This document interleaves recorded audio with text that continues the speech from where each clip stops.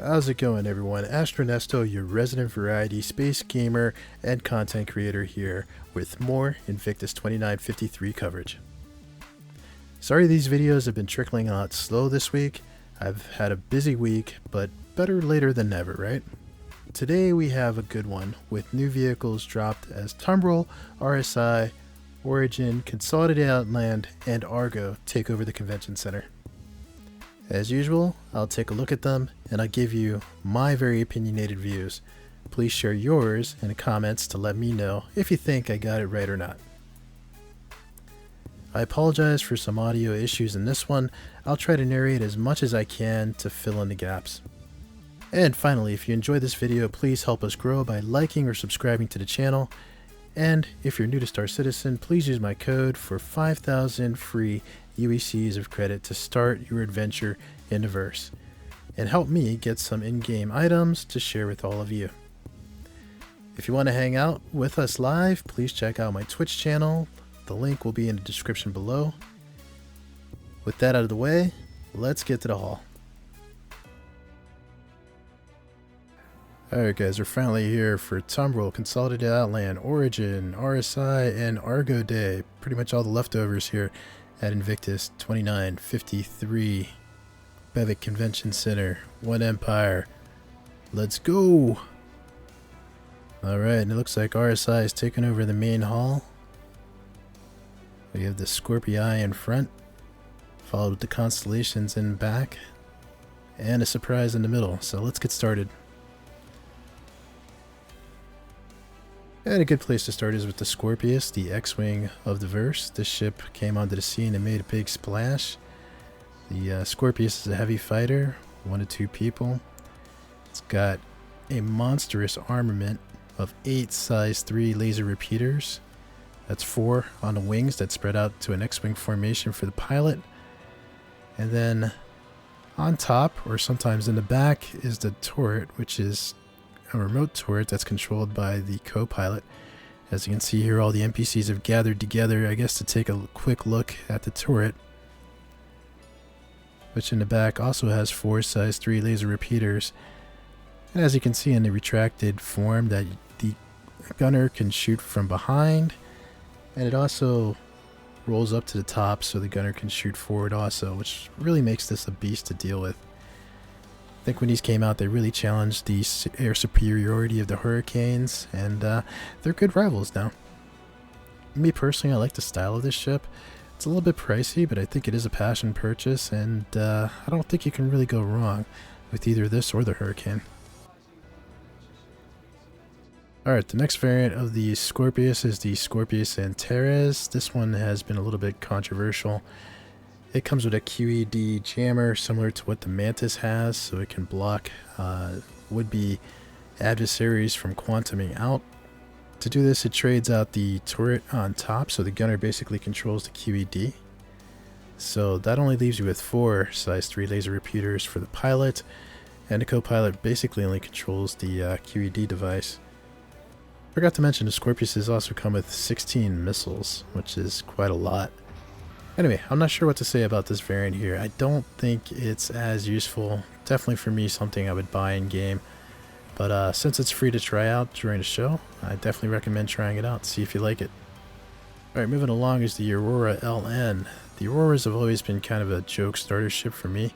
I've never been too crazy about the shape of these ships. They look kind of like a dart that I just want to pick up and fling.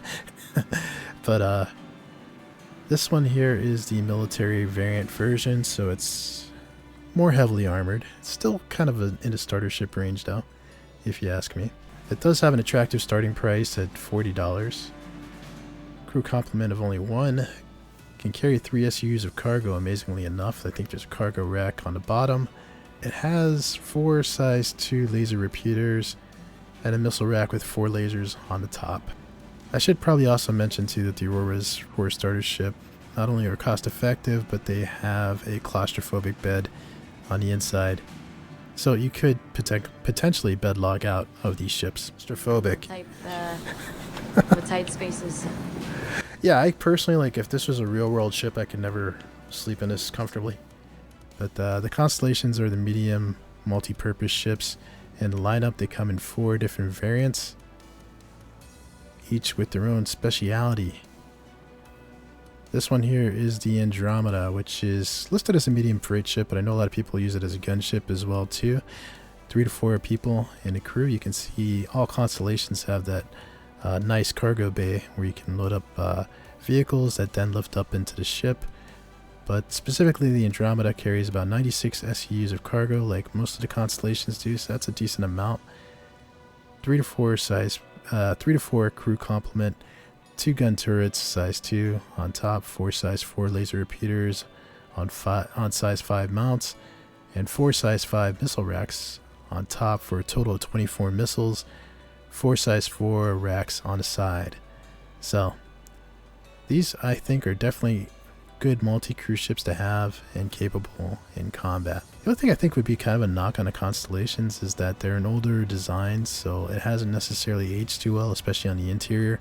If you get a chance to go inside one of these, it could definitely benefit from a refresh. Moving along, you got the Constellation Taurus. This one is the heavy freight variant of the lineup here. The Taurus carries a whopping 174 SUs of cargo. So putting that in context, the RSI Constellation Taurus at 174 SUs carries more than a MISC Freelancer Max at 120 and a Crusader Mercury Star Runner at 114 SUs next. So it definitely is a game changer, but you're also going to pay a little bit more of a hefty price tag for this variant. And coming up next is the Constellation Aquila. I believe it's the Aquila. This one here is the exploration variant of the lineup. They had a really great Prime Directive commercial for this ship here that kind of sold me on the Constellations when they first came out. I'm not too crazy about the cockpit in this version of the ship, but I suppose it's supposed to have higher visibility for those explorers out there. Comes with the standard 96 SUs of cargo. However, I believe the Ursa Rover comes with this variant. And I should mention as well too that all of the Constellations have snub ships, either P-52 or P-72 Merlin, that dock in the back of the ship. And finally over here, probably the crown jewel, the one that's highly sought after, the Constellation Phoenix. I like to think of this as like the Learjet executive transport of the line. It's got an impressive interior inside here for your passengers to travel and arrive in style. This is a great ship for, I believe, like an org office or, you know, kind of like a mobile transport for your executives or higher ups in orgs. I suppose the military used to use it to carry VIPs and such, but not bad for a luxury ship. This one gives an Origin ship a run for its money. And also I think what is probably worth noting in this one too is that eventually a hot tub is coming. And here in the back you can see where that snub fighter, the Merlin, attaches to the ship. It's kind of an interesting design that they went with here. But for anybody who's a Star Trek lover, these are probably your ships. They've got the most Star Trek resembling look to me, aside from the Mantis, which we'll talk about next. These are great explorers if it fits within your budget. If not, you can get it in game. But this one here, the Phoenix, always sells out right away in pledges. And that's probably because it also comes with the luxury Lynx Rover, which we'll be talking about soon. Alright, moving along, we all agreed when we were touring the floor together that this is a beautiful ship here, the RSI Mantis. I think it's a joy to fly. It's got a really great design, kind of reminds me of a runabout in Star Trek. This one is a quantum jamming ship capable of pulling ships out of quantum and preventing them from leaving. So the knocks on this ship is that once you do pull a ship out of quantum, there's really not that much you can do with it. It's lightly armed. It's got light armor on it, so it definitely is going to need the protection of a wing. You know, it's basically a ship with one rule in mind. And one of my knocks with it too is that it should have more in the interior. The interior is very Spartan, I believe. It could probably carry 2 people, but only carries 1. There's not even a bathroom in the back here. I just think that they could have done a lot more with the interior of this ship, but I love the design of it. And this is the type of ship that I would love to see variants of in the future. Anyway, I highly recommend you rent this ship and fly it. You owe it to yourself to at least fly it. I'm not sure about buying it. This would have to be a passion purchase for me. And probably one that you're better off buying in-game. And hopefully our game does not 30k here. Alright, the big news for RSI are the rovers this year.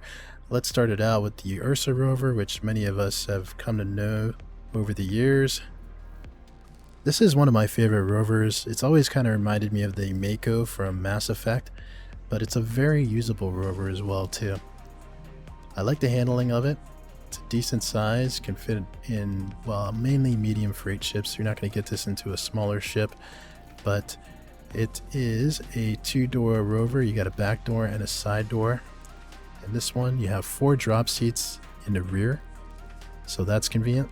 They can carry 4 friends in the back with the drop seats here, and there's space for 2 drivers in the front. And the cockpit looks really cool on these, I think. So anyway, the Ursa rover is the more utilitarian version, and the older one that we've come to be used to. It's got your weapon rack in here. Really nice rover. I like it. The handling is great. However, like most ground vehicles, this is probably one you should buy in-game because it is affordable in-game, you know. But if you have the money and it's a passion purchase, I'm not hating on you. Also worth noting is that the Ursa rovers come with one size 2 remote turret. That's usually on the top for the co-pilots, so it can defend itself in hot zones. I think this server is a little bit bugged. I mean, you can kind of tell by my frame rate, and also the NPC is kind of frozen. But here, for the brand new Lynx, which is the new version variant of the rover that debuted with the show, you can see the rims here are kind of messed up. That was kind of throwing me off a little bit looking at those rims. Trust me, if you rent it, it's going to look a lot better. The rims were actually a selling point if you watch Inside Star Citizen when they were talking about the design of this. So it's kind of disappointing that it looks this way in the show. But anyway, this is the luxury variant of the Ursa rover. As I mentioned, it comes with the luxury variant of the Constellation as well too. I like the design. It's a little bit slicker. Definitely looks a little bit fancier. It is a little bit lower than the original rover, but there's lots of goodies here. Let's go inside and take a look. Oh, they really got to fix those rims. Anyway, you can see it's got a much more luxurious cabin.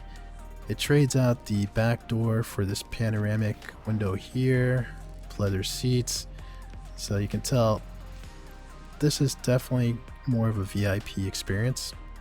Lots of hidden goodies in here. I'm not going to spoil it for you guys, but that screen retracts. There is a champagne bottle in here, which I believe somebody stole out of this model that you can actually pick up and use. But that kind of happens at shows, right? People always lift stuff, so it's kind of funny. It feels like a real car show. Looking up front, you can carry 2 people as well too. You have the driver and the co-pilot. I believe these also still have the turret as well too. So we're down to 4 people from the 6 that the Ursa River can carry, but I still think a ground vehicle that carries 4 people is not bad, and this is foreign style. So whether luxury is a gameplay that's kind of controversial, I think luxury is good for roleplay though. So I had to get one of these, and it's definitely in my hangar, and I'm looking forward to using it. Let me know what you guys think about this one. The price is not terrible for an LTI token.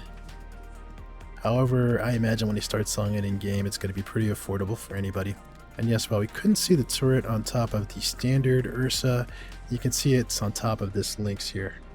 So that's the new Lynx rover. Later on, we'll take this one out for a spin, and I'll give you more of my impressions of it. Alright, and this is kind of our leftovers room, right? We've got ARGO, Origin, and Consolidated Outland here. Let's start out with the ARGOs. I thought these were the ARGO cargos, but my pals corrected me. This is the personnel version of the MPUV. I think these are great ships. They are fun to fly. You can definitely tell this should be modular in the back. I believe when it is released in game that these will be modules that come off. But you know, it's for a small ship. It does carry an impressive amount of people on the inside. but it is a very tight, intimate experience. You will really get to know the people next to you. And in lore, they say it's kind of a scary experience being in something this small that goes in the atmosphere, and how shaky it is. It's kind of like a rite of passage in UEE, because this is like one of the first ships that picks you up and takes you onto your assignment. But I love the design of the ship, the Lambo doors, everything's cool like that. As a matter of fact, I have a video about why this should have won Best in Show, and it did. I'll have the link up here somewhere. The only knock on the ship that I would have, and it's probably the same one that I have with the Furies, is that it doesn't have a short range quantum drive. I really think they need to have a short range quantum drive that is capable of taking you planet side, you know, maybe from an orbital station down to the planet, because it is no fun trying to go down there manually. But anyway, that's the Argos. I wish they had some of the other Argo ships on display, like maybe an SRV, but that's still in development. Alright, so Origin has the 125A, which is their starter fighter ship in the lineup, available on sale here.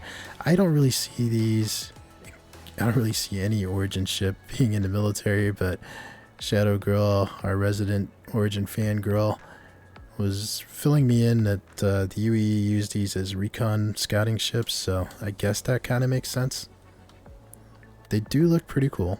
So, I mean, if you're into 100s and you like the shape, that's a good passion purchase. But as starter ships go, I think it's probably only the third or fourth best starter ship, even though it's very fuel efficient. It can carry 2 SUs of cargo, which isn't bad for a starter ship, really. But they leave a lot to be desired. There's only like 1 seat in here. There is a bed though, so you can bed log out in these. Yeah, I mean, there's no cargo bay, so you can't carry any vehicles in the back. It's not a bad ship in the sense that it's the size that I believe you can pull up in, you know, a ground station or what have you, which is kind of convenient. But aside from that, I mean, it's really not that great in combat. And especially what's really perplexing for me is the price point. You're paying that Origin tax, but it's very close in price to the ship behind it, which is their medium fighting ship, the 325A. The 325A carries 4 SUs of cargo, has a much nicer interior on the inside, stronger armaments. Still doesn't have a second seat though, which I think it should have. I mean, I think this one could probably do a little bit of a redesign, but you know, I guess if you do have a passenger, they can sit on the bed in the back or in the toilet, as I like to always point out with this ship. It is a nice looking ship because it's Origin, of course. You know, again, I can't really see these, you know, being used heavily in the military, but chat did bring up the point that in lore these were purchased as patrol ships in certain areas, so I can kind of see that. But yeah, I think there's better options for fighters out there than the Origins. But that's just me. Let me know what you think. Okay, moving along, we have the Mustang Delta from Consolidated Outland. The Mustangs are their starter lineup of ship, and the Delta is their light fighter of the bunch. This one actually carries no cargo, but it does have 2 size 2 laser repeaters and 1 size 3 nose turret with 2 size 3 Behringers on there. So it is a capable fighter. I believe this is probably a decent starting fighting ship. It's just I don't really like the shape of the Mustangs. For some reason they don't appeal to me, so I've never personally been able to get too on board with the Mustang. But these are only, you know, on sale for IAE and this event here for Invictus, so if it's on your bucket list, I suppose it's there. It's a little bit pricey though for a Mustang. I believe the pledge price is $65, so again, this is, as I like to call it, a passion purchase. This one just has major NPC problems. And yes, we have right here a live protest going on here. The NPCs are protesting the Invictus event. They've all gathered down here. They didn't really care about the barriers. They crossed on over and they're climbing on top of this lightning used by the 666 squadron. They seem very upset with the war machine that is the UEE, and they're not going to take it anymore. Meanwhile, I'm going to ignore them because I like the war machine that is the UEE because I get to talk about starships.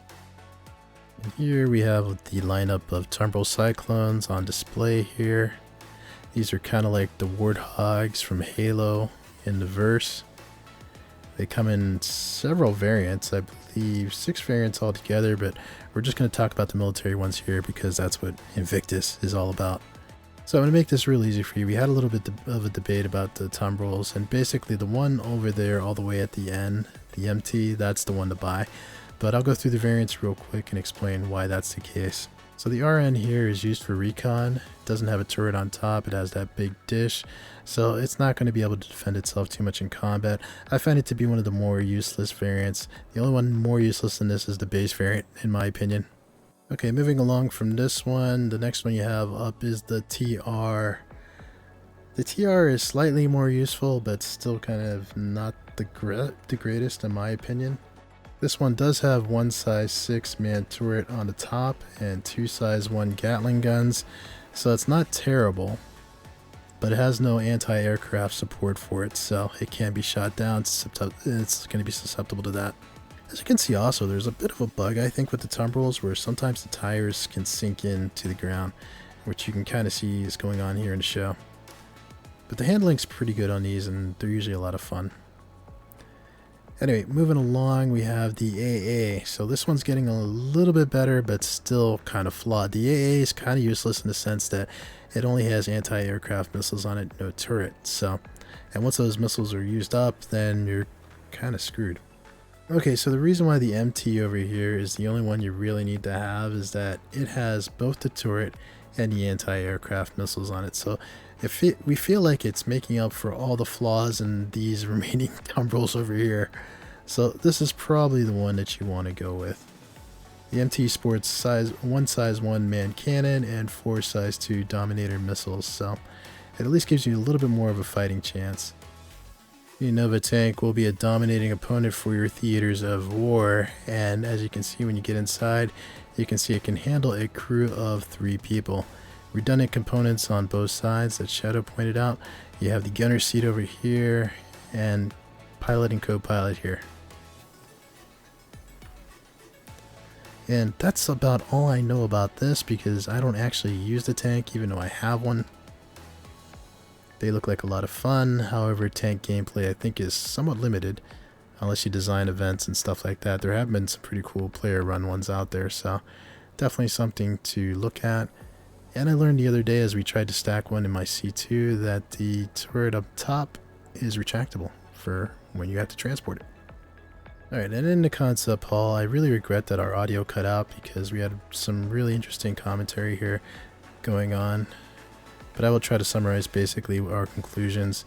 So this in concept here is the ARGO SRV, which is basically the tugboat or the tow truck of the verse.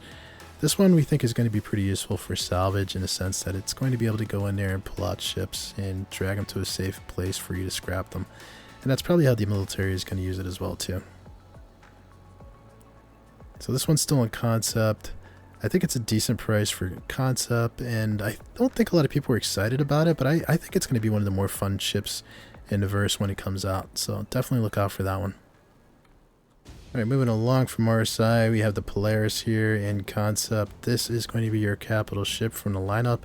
Technically, it's classified as a corvette, handles a crew complement of 1 to 24 people, so this is going to be a big ship. The UE uses it as a Navy patrol ship, but it acts as flagships for many militias out there. It can carry 216 SCUs of cargo, so it does have some versatility there, but it also has a small fighter bay for refueling and repairing fighters. So that makes it pretty valuable. I think this one is going to be a ship to look out for, but it does carry a very hefty price tag if you're thinking about pledging for it. But if you do pledge for it, you will get 3 large front, center, and rear shields for this guy.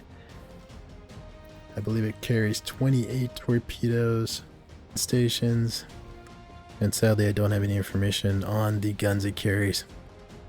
So moving along to make life interesting, the RSI also has over here the Perseus, which is a very interesting gunboat.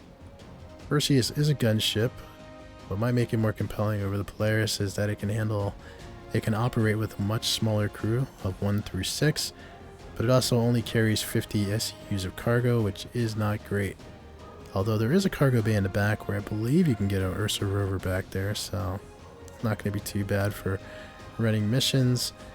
It's got 4 massive size 7 cannons, so that's dominating, 2 smaller remote turrets, and 20 size 5 torpedoes. So a small crew can be a very formidable opponent in a Perseus. My problem with it though is the price point is way too close to a Polaris, so you really have to, weigh the two and figure out what's going to work best for you. I do think from a logical standpoint, I probably would get more mileage out of the Perseus, because if you guys heard me talk during Aegis Day, I had a hammerhead for a short period of time and then I got rid of it because I didn't have enough friends to really man it that much. And I found that the Redeemer worked better for me, as I usually play with just 2 or 3 friends at a time, so we're able to do more damage with that ship. So the Perseus, I think, is probably going to see more action than a Polaris. However, Polaris can act as your militia flagship, and it looks like an NPC is walking through the hologram here. Good for him, because I've always wanted to try to do that. Anyway, it's tough to recommend this one at $675. I would have to hear more information about this ship as it gets closer to release, and who knows when that's going to be. Alright, and the NPC mayhem continues over here at the Ranger display. As you can see, the Ranger is a very attractive bike, and it has attracted quite the crowd here at IAE. Oh, that is cool. How do you get that outfit? With the flower hat? That is totally distracting me. That dude looks like a pimp right now. Alright, anyway, the Rangers are your Akira bikes of the verse, very anime style bike, very affordable as well too. I don't understand why this bike isn't in the game yet. This seems like low-hanging fruit that they could put out there, and I think they would sell a ton of these just because they look pretty cool. There's only 1 seat on them though, so you can't carry a buddy with you. And this is the combat variant. It's got 1 size X hardpoint. I don't know what that means, so it's probably a smaller hardpoint, probably smaller than a size 1, because I'm thinking a size 1 would probably tip the bike over, most likely. But I think these would be a lot of fun to have in the verse. Or can have ride outs, your little biker gang things going on and everything like that. I don't know why we don't have this right now, especially with racing picking up. This seems like something they can easily put out there for us. So get it done! Well, yes, I am totally digging your style here. Of all the NPCs, you win the style award. Alright, hopefully we're on the last one because I am running on fumes here. Alright, and here's the other big news in the day. As you can see, we've attracted quite a crowd here for the Fury in concept here. This is a new tank coming out from TUMBRIL. As Scarlett pointed out, they went with a more anime style tank of the future versus the traditional old style of the Nova tank on the outside there. I think it's got a very unique design though that I kind of like. It's got a 1-person cockpit up front. Looks like it should be able to navigate terrain quickly, really be a formidable opponent, and then on top you got a nice gun up there.